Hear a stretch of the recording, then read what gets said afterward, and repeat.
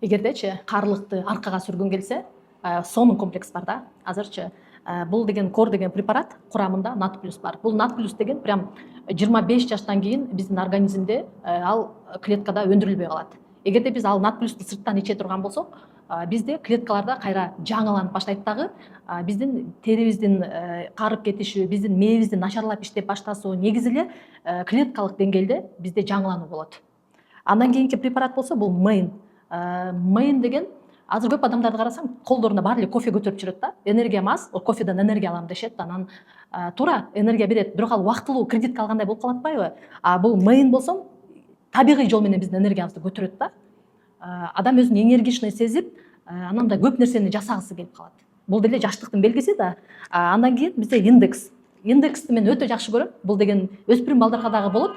Биздин мээбиздеги когнитивный бөлүк деп коет да.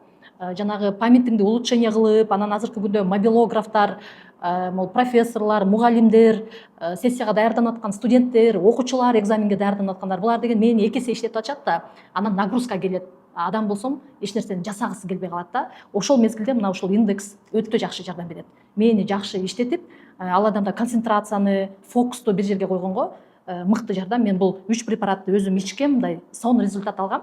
90 күн ичесиң да, ичкендечи. Чындыгында жыйынтыгы мурда байкабаган нерселерди байкап баштайсың. Жыйынтыкты көрөсүң да, мощный. Прям мен аябай ыраазымын да ушул препарат Кыргызстанга келгенине.